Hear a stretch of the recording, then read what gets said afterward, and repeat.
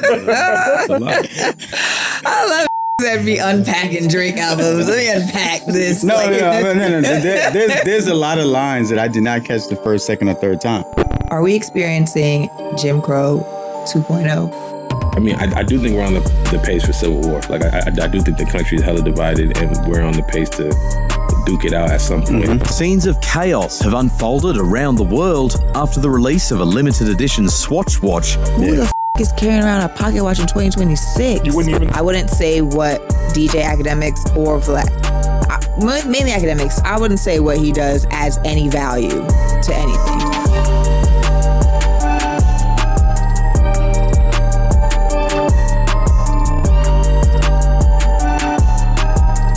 Welcome to episode 10 of What Just Happened. I'm Alexa Layton. I'm driving the boat today.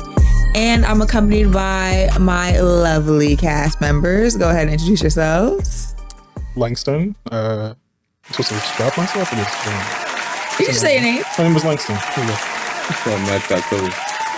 Peace, Keith. I know intros are always very awkward. So I'm like, wait. Don't We feel do bad. an intro preamble. I'm sorry. I hate introing myself. It's all good. But we got a packed show for you guys today. More interesting, annoying, funny topics. All right. And as always, we start off with the main thing. And today's main thing is none other than Drake, of course. Iceman is back. He dropped 3 albums. He dissed LeBron. He dissed Kendrick. Jay-Z. Dr. Dre. I guess Jay-Z. I don't know. I can't keep track of all the disses. He's had multiple video releases with this rollout. Was this the Drake that we thought we were going to get? Is Loverboy Drake over forever? What are you guys' thoughts and reactions on the 3 albums Drake dropped? Womp womp. That's my official. I agree. As I said before we started the show, these are some 3 quota filling ass albums. I know mid when I hear it, and this is full of mid.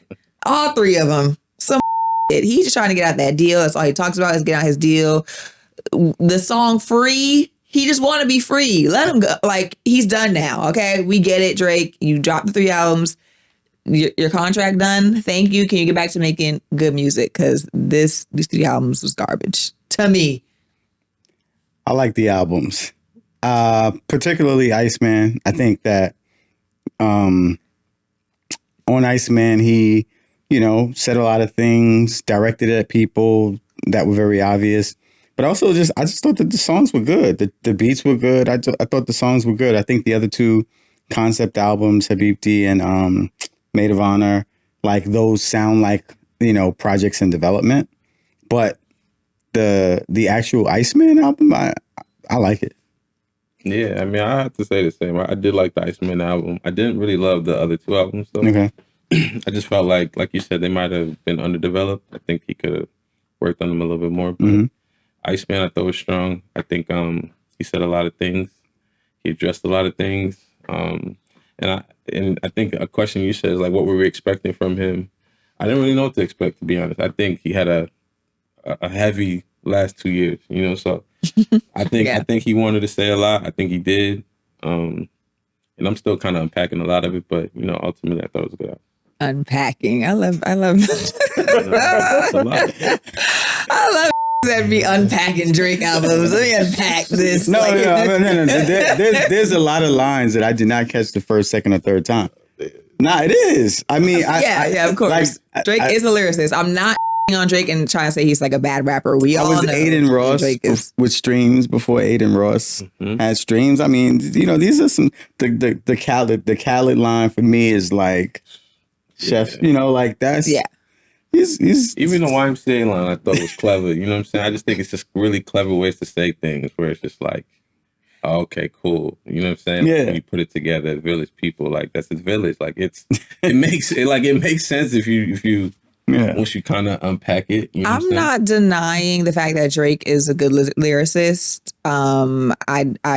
His rapping ability, he hasn't lost that. I just think these 3 albums, specifically Maid of Honor and Habibti were throwaways, full of throwaway songs. Iceman, whatever. I didn't really like that one either, but for sure the other two albums are throwaway albums, 1000%. Yeah. But he's still a good rapper. I still like Drake's music. Is he a lover boy? Still, no. That lover boy thing gone. All he do is hate on women now. It's crazy.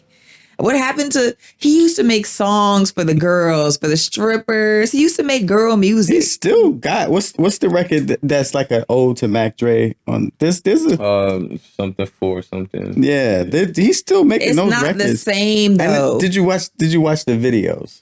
No, I didn't watch the videos yet. So that's the other thing, right? I think the videos are fire. The videos are like really dope, and especially, and I'm biased here, but especially the Storyboy P one. In the strip club, I just thought the project was Drake's not gonna give you the love song, those songs, because I feel like a lot of those songs were him talking to Rihanna.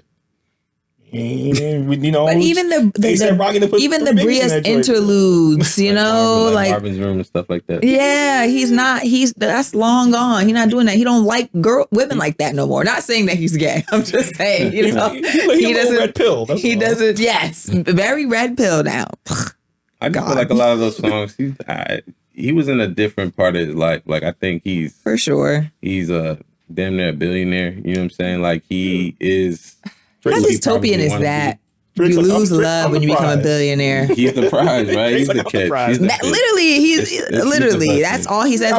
Drake's the birthday. That's all he conveys in all of his music is that he's the birthday, he's the prize. I can't him. I can't rap with no rap. I mean, it's his record. Okay, but like it was his records back in the day too. Right. But it was, we want to. Listen, I'm not even like a Drake fan like that, but I think that if you wanna not like the projects, I think you have to embrace them a bit to say what you don't like, right? And I think that it's easy to hate on Drake, one, because of the whole Kendrick thing. He's low hanging fruit. He's an easy target. But if I'm being completely honest and I'm just like, all right, let me just listen to it objectively, right?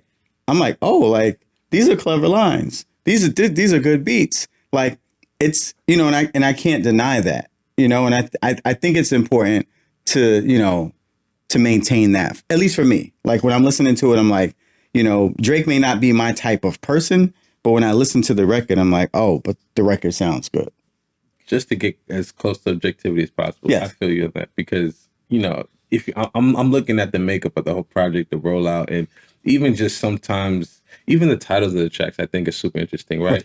like make them pay, make them remember. Like he's trolling us. I think it's so like, it's, and granted, right? Kendrick is hella cerebral. So it's like, his stuff is very like, but I think Drake was kind of on that time as well. Like it felt like a timeline, low key, of just like his emotions and just. You're just talking about Iceman. I'm just talking about Iceman. Right. Okay. Let's make that distinction because the other two. Let's talk about Iceman. I don't know. Like I said, I know people tend to hate on Drake. I don't dislike Drake. I still like Drake as an artist. Right. I still, when a Drake album drops, I still hope to hear good songs. Like I'm not hating on him just because people is hating on him. What were the songs you liked though? I didn't really like too many songs off Iceman. I'm not gonna lie. Okay. I did like one of the ones, I forgot which the other album it was on, but I liked, what is it, Outside Tweaking. I think that was a cool little party song. But as a DJ though, I'm assuming you do, but you think Drake's music still hits? Like, do you think the albums hit? You think they're gonna get play in the clubs? I mean, the albums, I think it's to be seen, but I think the record's absolutely gonna go. And it's funny because I was in LA when it dropped, and I was at a writing camp with a good homie of mine, PK, and he's my evil twin. Like as soon as he seen me, he's like, yo, you gotta run this Drake. Let's listen to this. Let's listen to it. So we going through. He's like, listen, you got the DJ ears, man. What you like it? And honestly, man, it was kind of immediate. And maybe it's because of the environment too. Like when you're listening to it with a group of people, to me, it elevates the music. You know what I'm saying? I think certain things shouldn't be listened to by yourself. You know, I think certain things require community to really feel it and embrace it. So like Shebang was the one where it's just like there was 4 of us and like he was doing his little dance and it just looked cool enough for me to like Shebang's hard, you know what I'm saying? So like I think in certain elements, in certain environments, I think the music kind of has this moment, you know, versus when you just listen to it in your car, like you said earlier, like it may not hit as hard. Yeah, like I like the records, but I don't necessarily like the way they make me feel, and which is in conflict, right? Because I don't want to be like, I don't want to be angry at anybody. I don't want to have the same chip. Like that's his chip, but I feel like that chip is passing to me a bit when I'm listening to the music. So that's why I'm careful with it. But the records sound good. Yep. See, I think the thing with the Drake thing is like, I think we can all acknowledge he's super talented, deserves to be where he is in terms of where he is as an artist. I feel like the rollout kind of hurt the album for me because if this album, if these 3 albums came out of nowhere, maybe I wouldn't have any expectation of what he was about to do. But we see it all. He's riding around Toronto. He makes a big old ice block and he does all of this like these like theatrics to like set up to like this like non-traditional rollout. So I'm thinking, at least to me, it looked like this is not what Drake normally does. Am I going to get an album that matches what he doesn't normally do? This sounded like recooked songs I have heard him do at high volume. It's like 50, almost 50 records of songs that I've heard him do before. I don't feel like I hear Kendrick's albums, and I hate to compare, but I have to compare. I don't feel like GNX didn't sound like 50 other Kendrick songs. Mr. Morale, whether you hate or love that album, doesn't sound like other Kendrick songs. Kendrick has a flow, but I don't feel like he was reheating songs up. This sounds like Drake reheated a bunch of concepts that he's already done before. It's 1 a.m. in Albany, it's 2 a.m. and whatever. And it's like, yo, again and again and again and again and again, I'm hitting these same things. And I'm like, dog, this is why you lost the battle. This is what they was talking about in the battle. We just watched the Super Bowl show you why you lost. You took 2 years and you came back with this? No. I can't. Yo, maybe my expectations were just too high for this, but I think that might have been it though. You know, you sound like a fan who was disappointed. Wildly disappointed. but I'm also a fan who I think he is capable of better than what he just did because he's done better than what he just did. So, as an artist, why aren't you pushing to be something better? I feel like the artists that I really gravitate towards are artists who like, yo, that was my last joint. You want to hear me do that stuff? I already did that. You listen to that last album. That's like GOAT energy. GOAT energy is you want to hear me do that? Check my last album. But I would have to like say like the artists who do that aren't necessarily holding the genre up. You know what I'm saying? Like you can't rely on them to give you what the people want across the board, like unilaterally. So to me, it's kind of like Drake kind of has to conform to what people and not all people, but just like a form of it. And I feel like that's part of the 48 tracks that we got. Like it's kind of like pick something from here because naturally, like he is that type of like just like presence where like someone's gonna enjoy something from this. But if you're an artist who's that big, why do you have to conform to anything? You too big to conform to stuff. The industry should be conforming to you. He wouldn't even admit to conforming. He wouldn't even say that. The reality is that Drake is a pop artist and he does pop music. Pop is short for popular. Mm-hmm. And so the job of a popular artist is to maintain popularity. He's not designed to push the envelopes in any genre, right? Except how can I be more popular? How can I be more of what I already am? Hey, but that's business. That's not artist. That's business. Like you're not. It comes hard to respect it, right? Because if we're talking like you're talking like a Michael Jackson, right? Michael Jackson elevated. He would do something and be like, I'm done with it. I'm on to my next. Prince, I'll do this thing. I'm on to my next. Outkast. You want to talk about hip hop? Popular pop artists. You can't say Outkast wasn't pop. I mean, and that's respectfully, right? I would argue that Prince wasn't pop at large portions of his career. Prince was not pop. Prince was he was R&B, he was rock. Yeah, definitely rock for a and he had a lot of trash albums. Okay, but here's the thing. Trash albums, but I feel like besides like popular and pop music, I feel like pop is also like the merging of genres for a wider appeal, right? I'm gonna be rapping, I'm gonna be R&B at the same time to be wider. I'm gonna be rapping, I'm gonna be rock and roll to be wider. I'm gonna lose parts of myself to be more popular. Mm-hmm. I don't think it's losing parts of yourself though. You don't have to lose parts of yourself to be wider. You just doing simultaneous. Beyonce, I'm gonna do R&B over country music. Did she lose part of herself to do that? She elevated. She's doing something she ain't never done before. So Beyonce is the definition of pop, though. Right. But then, okay, if Beyonce is definition of pop, then that's a definition of popular. But it's pop and popular, right? Because it could be pop and nobody gives a shit. So you could be pop. So she made pop music that worked, but she did it also without having to reheat. Single ladies. Nachos, yeah. Yeah, I mean, I would argue that the Beyonce thing is a little tough also because if you go to radio programmers in Nashville and ask them if they were playing her record or if they were willing to play her record, that was a whole other conversation. Yeah, but so when we talk about like genre bending, you have to talk about the business of genre bending. You have to talk about the class, the race of genre bending, and I think so. When we talk about Drake, I like he came in as a rapper. He's still a rapper. He's still doing the same thing. We actually, I mean, I think the two of us on this panel, right? We like the rap album, and the other experimental albums were kind of like, okay on. But he's doing what he started doing. Well, we're gonna we gonna take it off of rap for a second and move into a different genre, political genre, for our next segment that's called Wait, Run That Back. In recent gerrymandering news, the Supreme Court guts the VRA, and then within minutes, Southern states move to redraw their maps to dilute Black voting power. Are we experiencing Jim Crow 2.0? I say yes. It's obvious, but yeah. Yeah, sure. Unanimous decision. Yeah, I think it's pretty obvious.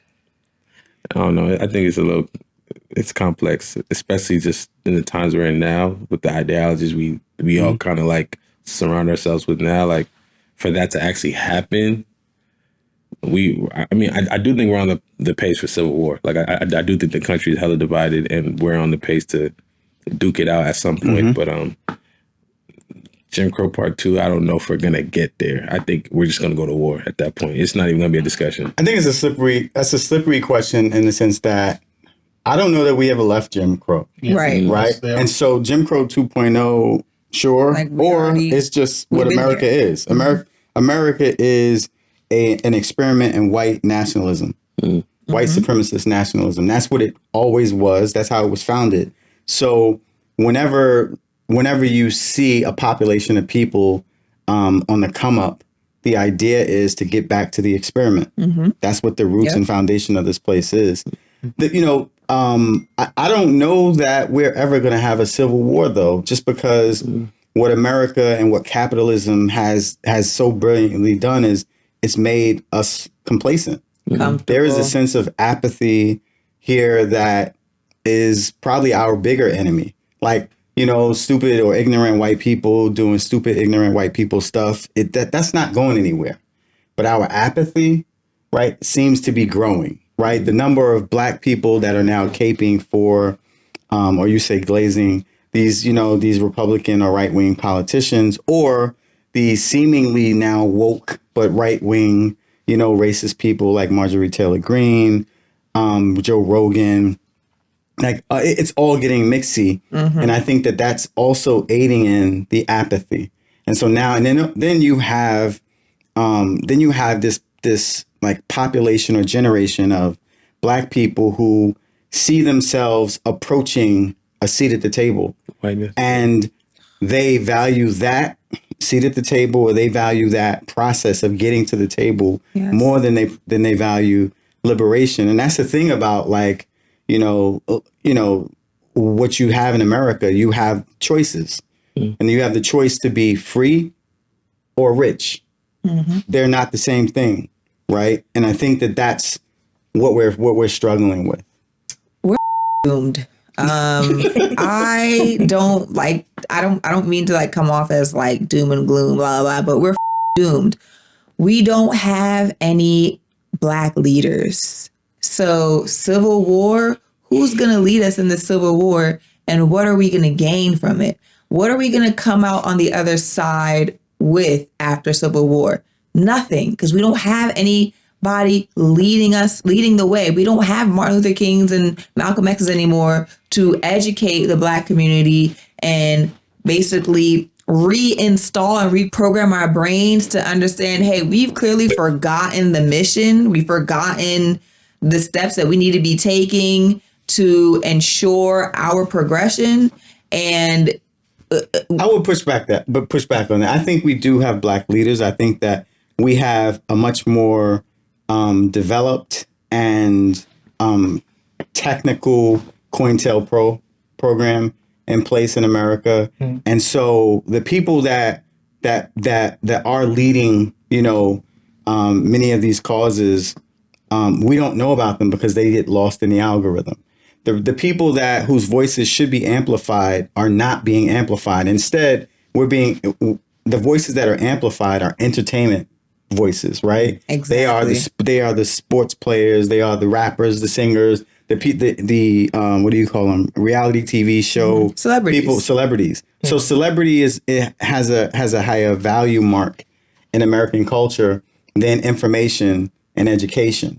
But there are people there's Reverend Barber down in DC who has been really like a stalwart in terms of educating people on poverty and class and race and how we need to organize, ways that we need to organize. There are people that are showing up in real ways, but they just don't get the mic. So but also we live in a different generation where I don't think that we should be relying on leaders, right? We should be relying on information, data, and we should be relying on collective organization, because we learn that when leaders get killed. Right. There should be a balance. There should be a balance for sure. I think that, relying solely on a leader, obviously, leaders get killed, right? They're human beings. Or character assassinated. But right. But I think there should be a balance. Like, a lot of people are not they need to be galvanized by someone, if not someone, something, by something, sometimes it's too late when that something happens, or that something is very like cataclystic, right? We got people though. We got Tamika Mallory. We've got people like my son. If we're looking at very public facing people, there are people that are leading the charge, right? But it's just not cool to be an activist. And that's the problem. The problem is, like, typically or historically, Black people, we define what's cool. But we've allowed them to co-opt terms like woke.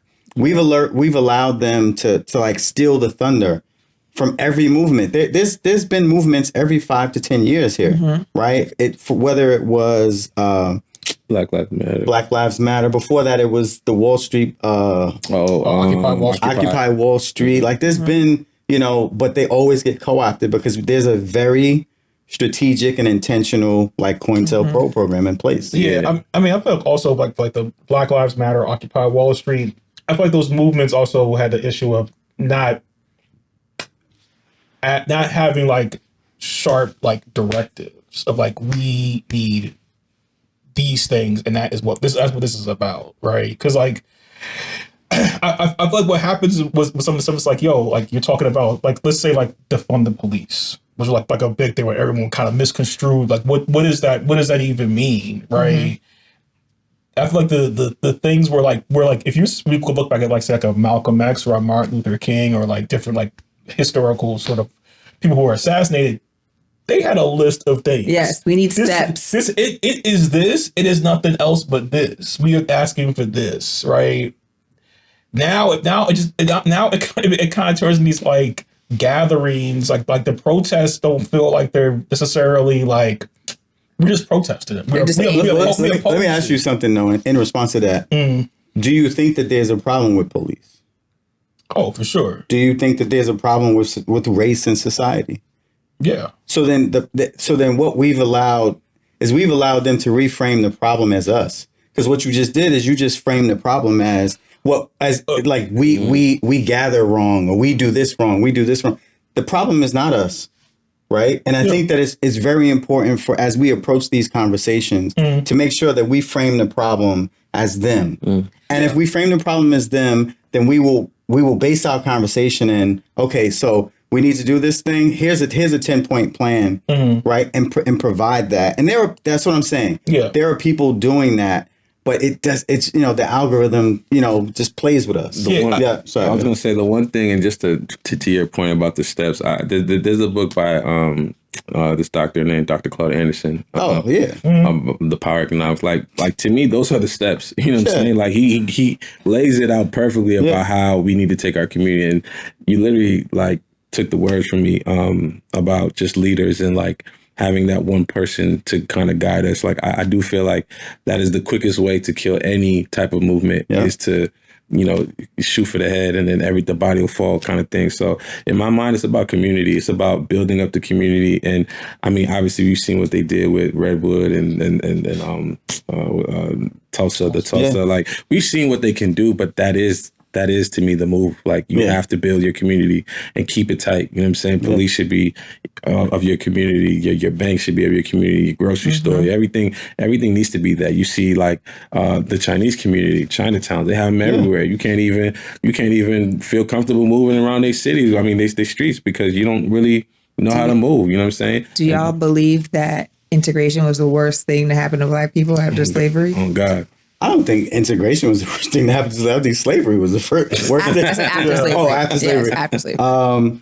I mean, I think that how integration was introduced was really bad. Here's why.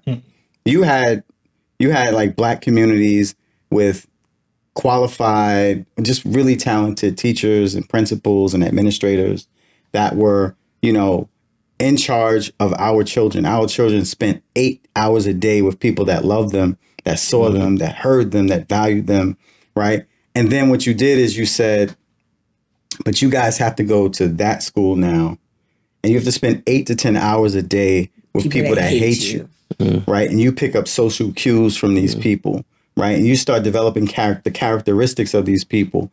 And I think that type of integration, really caused more damage than we could ever account for. But integration in terms of like everybody uses the same bathrooms type stuff. I think that I'm not worried about the bathrooms and the water fountains. I'm talking about the that matters. Education, like businesses. But I also have another question for you guys. So Fox host Jesse Waters, and I don't even know who that is, but they made a controversial take and they said that Black people need to focus on baby making if they want more voters. He said if they want to have more seats, they got to get between the sheets. That is such a no shade to y'all, typical man thing to say. Oh, wow. When men start to mansplain things and leave out the nuance. I didn't think you was going there. So he rage baited you and you rage baited us. But go ahead. Leaving out the nuance and I say that because yes, in order for populations to survive and thrive, you do need to have kids, right? You need to produce more people. That's just how any society, that's part of the way any society grows and thrives. But you're missing all the other steps. If we have kids right now, it's going to take 18 years for them to be able to vote for anything. And then within that 18 years, you have to teach them about their history, and you have to teach them about society and teach them how to vote in favor of themselves and a better future. So I don't understand how someone could just say, "Oh, black people want more seats than you get in the sheets." Your solution is Alexa. But the problem, to me, the problem starts even before that.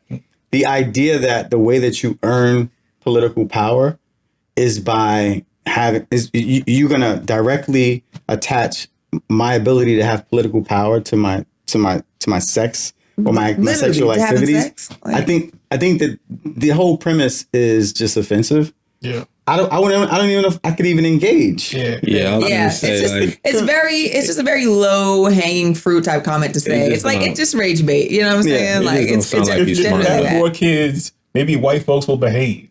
Because that's the problem. It's not about our numbers. It's white people not behaving. Wait, is he white or black? Do we know? I don't even know who that is. Oh, okay. He probably white. It don't matter. It's because racism ain't us misbehaving. It's them misbehaving. So and just like having more kids isn't gonna stop that. Like having more kids ain't gonna do food deserts and people don't have money. That's also not really, and that's not really like a humane equation, right? Like that's something you say to animals, right? Like, so the idea of, hey, go procreate if you guys want more voting rights is dismissive, it's racist, whether the person is black or white, because nowadays you don't even need white people to reinforce white supremacy. Black people are doing it. Yeah. So so Jesse Waters could eat one. Like I could care less whoever about it.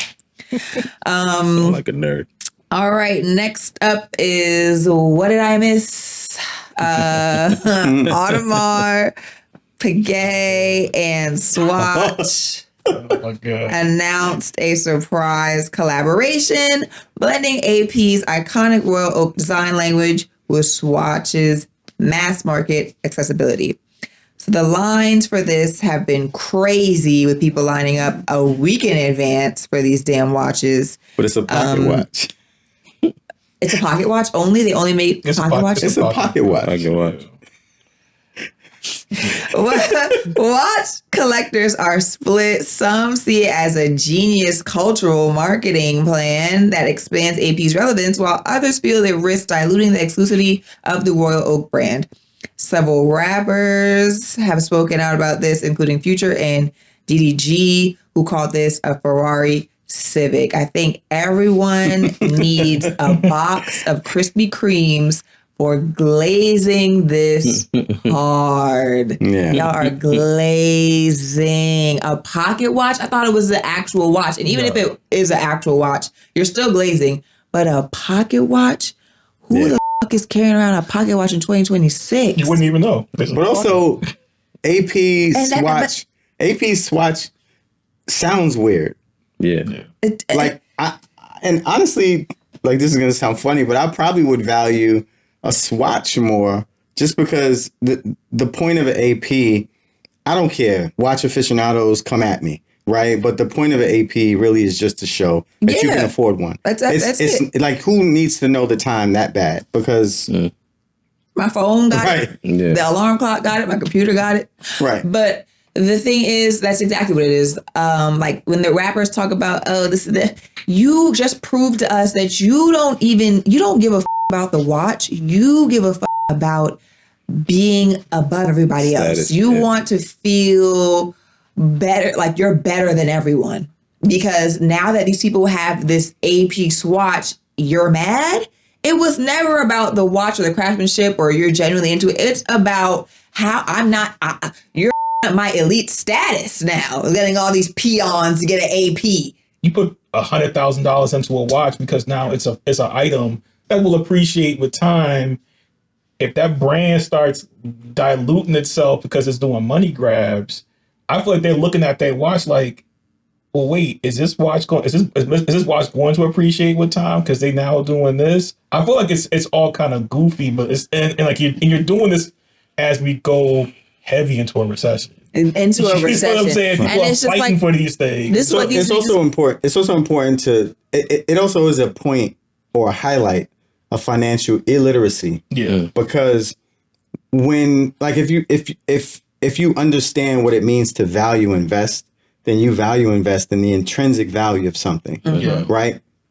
I never understood the intrinsic value of an AP watch. I understood it as a timepiece. I understood, its extrinsic value on the marketplace. But the intrinsic value of a watch doesn't make sense. And so the idea that that people are offended, to your point, is really about, oh, you're making me normal. And I think that goes back to our previous conversation about like what our communities need, what our culture needs. We need people to stop trying to be celebrities, to stop trying to be famous, and to just do work, right? And so nobody wants to be a worker in today's society. Everybody wants to be just immediately famous, a celebrity. And like it's just like, I think it's just embarrassing, man. Extremely embarrassing. And it's just another capitalistic ploy, and everybody's falling for it. Like this is like definition of capitalism. Make these spend hundreds of thousands of millions of dollars on this shit, and then we're gonna give them the same watch for $5. For $5, I could have spent that. And it's like, and they make money, and we don't. But do we know like what the $450? Yeah, it's like $500. Yeah. $500 for a Swatch. For a Swatch pocket watch. Pocket watch. They just walking around like the Monopoly man. Yeah, like pulling out their pocket watch. Even like pocket watches, but it looked like AP though. What time is it? Wait. They fighting for it. They're not pulling that. You're not pulling that out when ask you what time it is. You're looking at your phone. Right. Yeah. Like.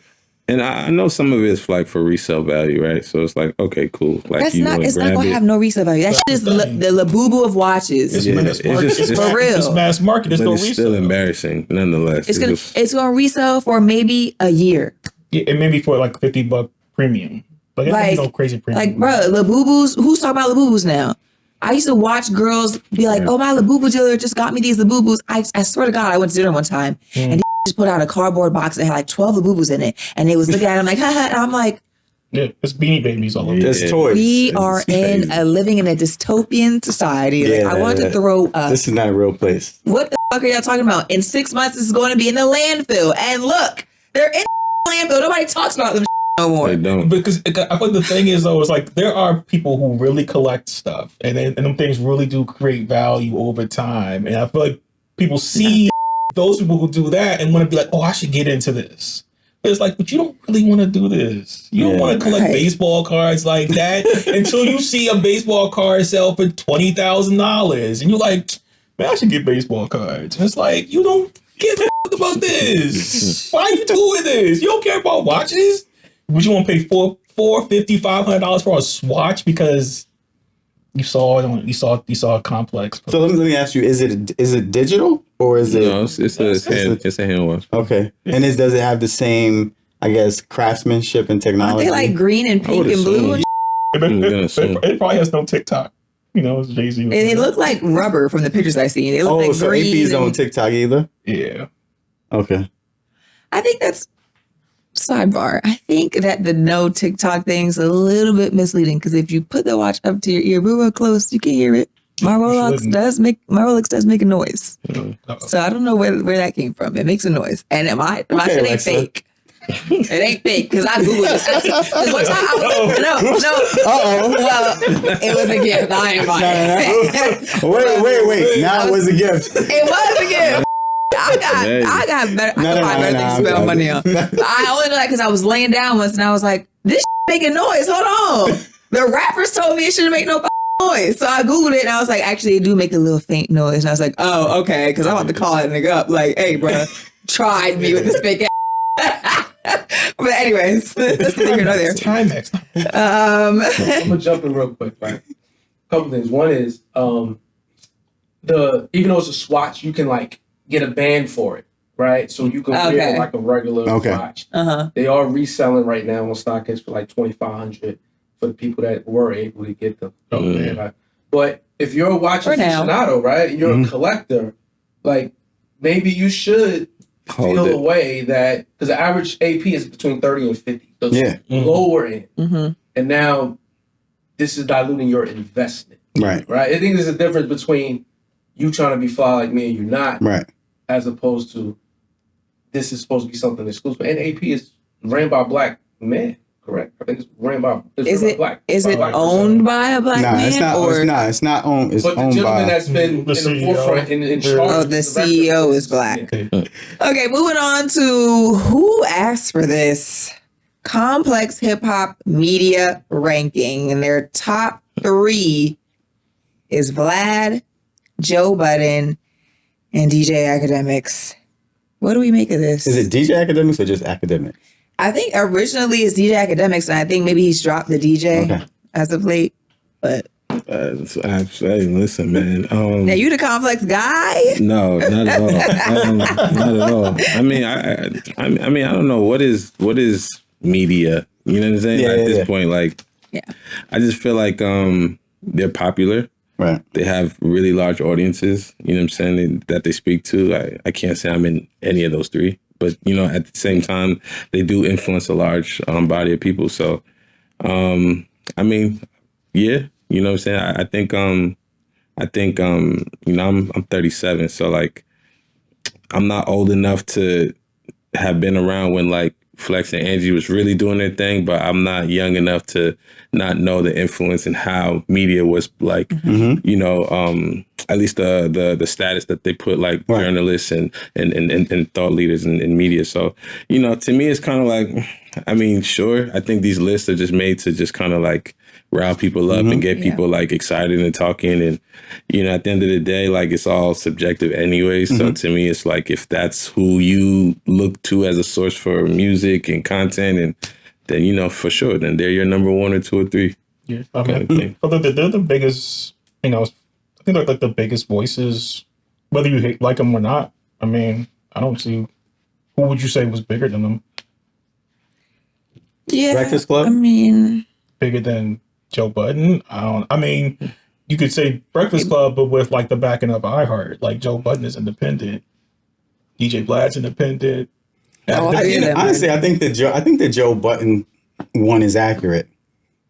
The Vlad thing, I feel like Vlad is more like a culture voyeur. And, you know, that's not like a good or bad thing, but I don't think he's dictating culture. I don't think he's leading culture. I think people go look at him as entertainment, but people actually listen to Joe Budden and his podcast, and they value their opinions on music, on culture, especially with the addition of Mark Lamont Hill. Like, he's a great addition. Yeah, so I think that is a good one. Academics, I don't really follow what Academics does, so I don't know.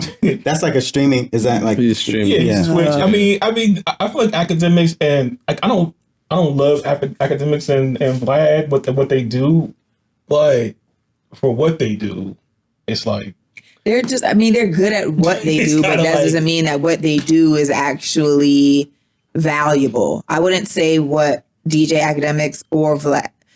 Mainly Academics, I wouldn't say what he does adds any value to anything. A lot of what he talks about is hateful. He's very good at spreading hate. I would akin his platform to like the Incel platform, and it's a lot of misogyny. And he covers like a lot of violence. He doesn't really add anything to the space that he's in. Joe Budden, at least he's funny.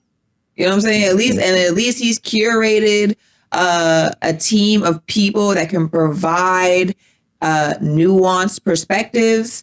Mark Lamont Hill is always going to provide a more intellectual perspective, which is amazing, because at first it was just, a bunch of just giving their opinions. Like, Melissa Ford is really intelligent. Well, she's not on the show anymore, so that's why I didn't mention her. But like, and then I also love Mona on the show as well. Yeah. So he's been able to bring in some diverse voices now.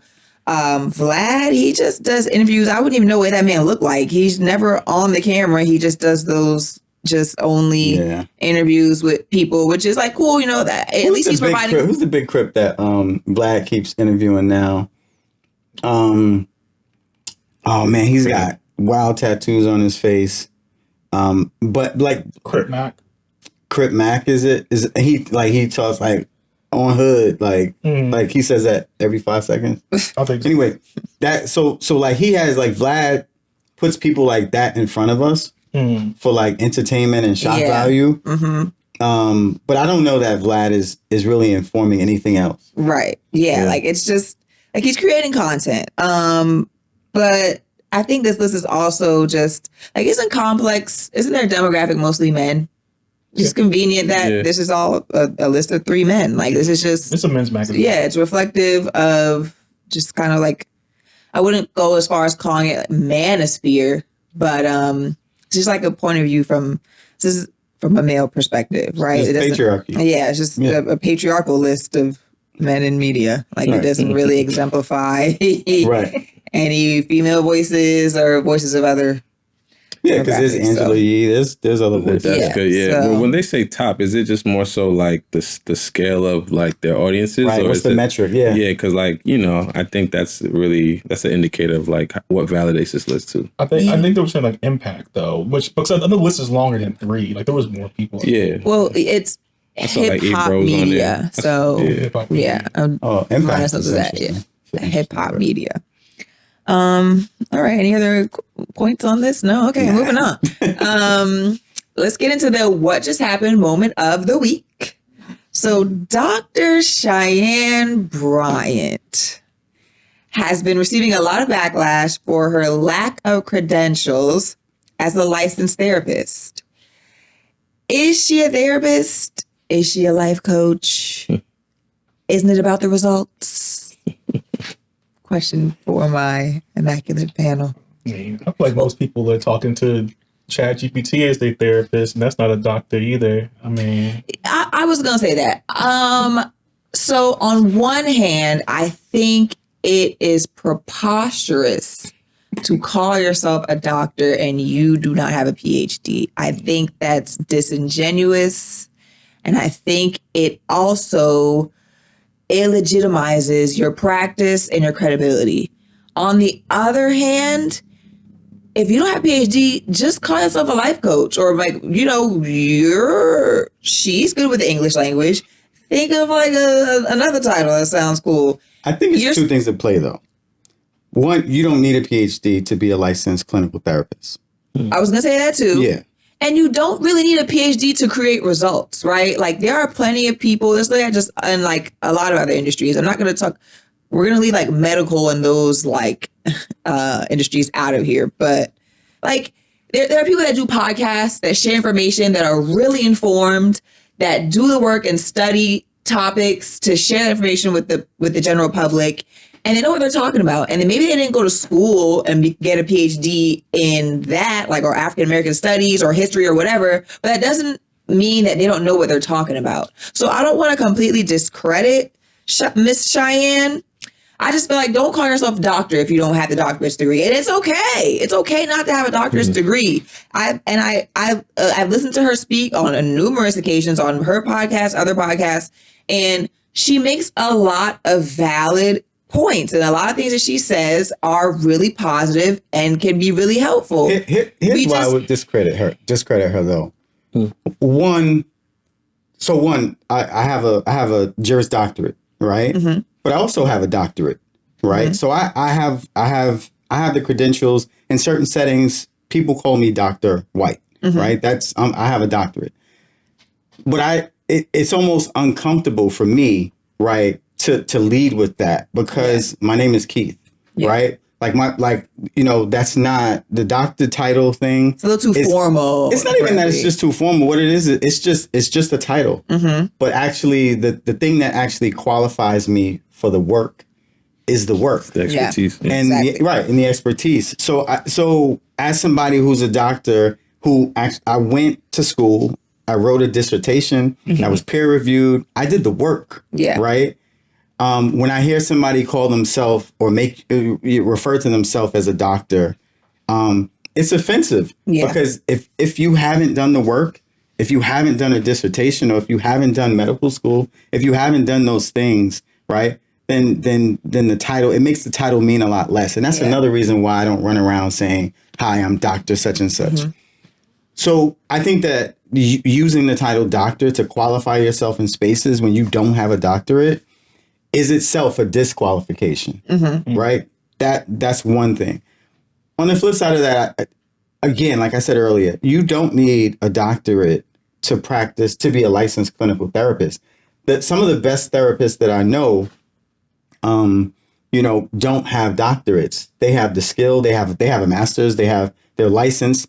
They are accountable to a board, to an ethics board. That's what the requirement is, right?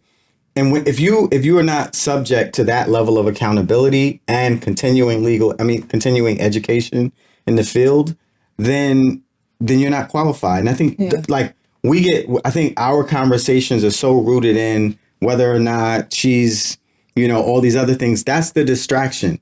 And she's running around going viral off of it. And now she's got the opportunity to prove that she can say something smart. That's the other problem with the internet, right? Is there are a bunch of people running around saying smart things, but either don't have character or the resources to actually provide real help to a community. So she's discredited in my book because why call yourself a doctor if you haven't done a dissertation or if you haven't, gone to medical school? It's corny. And also, I also don't think she's accountable to any board either. Like, there's no legal accountability at all for her right now. And she's even, I think I don't want to quote her, but I think I read her say something like, it doesn't stop her money. That is the worst thing you can say, because are you helping people or are you just trying to run it up? You trying to run up a bag, or are you really trying to help your community? Because what you claim, your brand, your image claims that you're trying to help the community. You're supposed to be a therapist, right? So why are we even talking about money? So go get the skills. Yeah, like go get you know what I'm saying? You can afford to go to school now, babe. If before you couldn't, you can afford to go to school now and get that PhD. So nobody can discredit you. Like, she's going around and everybody's like, just produce the document. And she's like, I don't have to, because what'd she say? She said something about God and this one. You Christians. But anyways, and it's just like, damn, like, you're not helping your case. She's a smart lady, but saying that you don't have to produce your doctorate's degree because you serve God and not the people that are questioning you. That's such a Christian thing to say. That's not a Christian thing to say. That's an ignorant thing to say. Ignorance, right, has run amok in the church. That's the problem. Sorry. I don't want to say I'm conflicted, because I do feel like if you do not have those accreditations, don't speak on it at all. Right. My wife is actually a clinician, so she's a clinical therapist. Right. So I just know everything she's had to do. I think she still has about like 2,000 hours to the board to get her actual, I think it's called LM. Yeah. LM something. LMSW. Yeah, LMSW. Yeah. So, so to me, it's like, if that's not your mission, you know what I'm saying? Like, I agree. It completely discredits everything you're saying. Yeah. The unfortunate thing is sometimes, like you said, I do feel like she does make sense. So it's kind of like, yo, a bro clap is. I think you was gonna say that. You said it right. You real. That's very real. You know what I'm saying? But I do think she makes some sense, and it's unfortunate because, like you said, there are people who are like hanging on the things that she's saying, and like with no accountability to. Especially in a society where everyone's running around using terms like, oh, you gaslit me, or that triggered me. Like, we keep using these like clinical terms, right? And people are throwing it around in relationships. These clinical terms have clinical meaning. For sure. And so when you just have talking heads going around using clinical terms, calling themselves doctor, they're not actually providing real help. I agree. So, but salute to your partner on the journey, because that's what it's about. For sure. For sure. She's an e-therapist. E-therapist. What else could we call her? I can't even say that. I would not call her. Not even a therapist. I wouldn't call her. We're not going to be hanging up the phone on Dr. quote unquote Cheyenne Bryant. That was the end of our show today, guys. Thank you for tuning in to What Just Happened. I'm Alexa Layton. This is my lovely panel. They always provide amazing insight. And make sure you guys like, subscribe, and tune in to the next episode. So just like PTI at the end of the show, it's not really a correction, just provide some context. So that's what I'll do here. Cheyenne Bryant, prominent life coach, holds 2 honorary doctorates. Honorary. In addition to her academic degree. So I guess that's why. So I can speak to that as well. So I do, people who get honorary doctorates, I do not call them doctor either. Because an honorary doctorate is the way that a school honors you and has you come speak at their graduation. But an honorary doctorate, don't they give them money sometimes? Yeah, sometimes. So you get if you donate enough, you get an honorary doctorate. But honestly, same premise. Like I went to school. I put in that pain. I sat before a dissertation committee. You still got them loans. Yeah. Right. Well, no, I don't got I'm good on that. Okay, but there you go. Hey. But I put in that work, right? And so if I put in that work, I just can't respect somebody who disrespects the title. Like them theses be 100 pages. I was doing research on some last night, and I was like, "Oh, this is great. This thesis, like, let me read it." Scrolling, said 150. I said, "Whoa, I'm gonna need a week for I think my thesis was like 140. Like, lastly, while Audemars Piguet has never had a black CEO, the brand's most powerful black executive is the gentleman we've been seeing, Olivier Audemars. He's a 4th-generation descendant of one of the founding families, and he's the vice chairman of the board of directors. Oh, just want to put that that's a real role. Yeah. Vice chairman is a real role. If Morgan State gives me my doctorate, I would be Dr. Booby to everybody. Whatever. Like Dr. Dre. Let's cut. Thank you, guys. Thank you.